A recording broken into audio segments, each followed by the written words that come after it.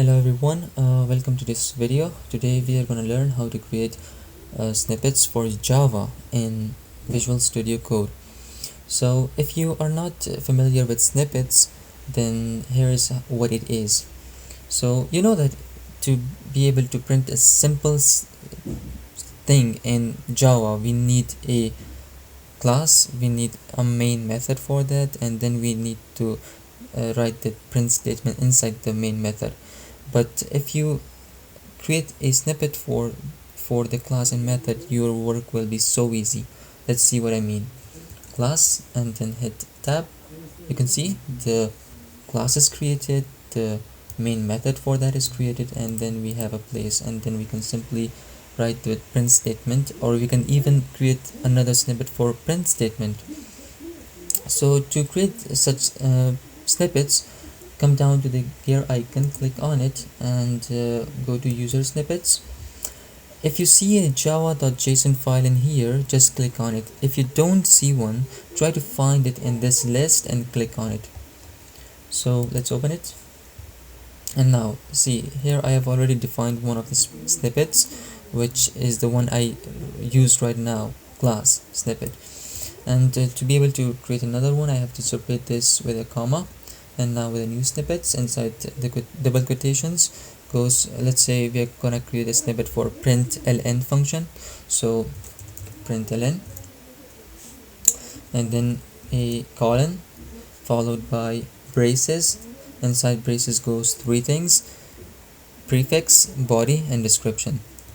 So inside double quotation, the prefix separated by comma, and then the body separated by comma again, and then again the description. And yes, now what is prefix? Prefix is the shortcut word that is going to trigger the snippet.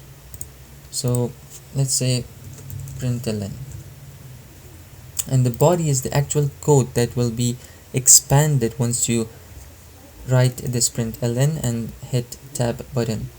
So let's say System.out.println inside parentheses. Let's write the double quotations and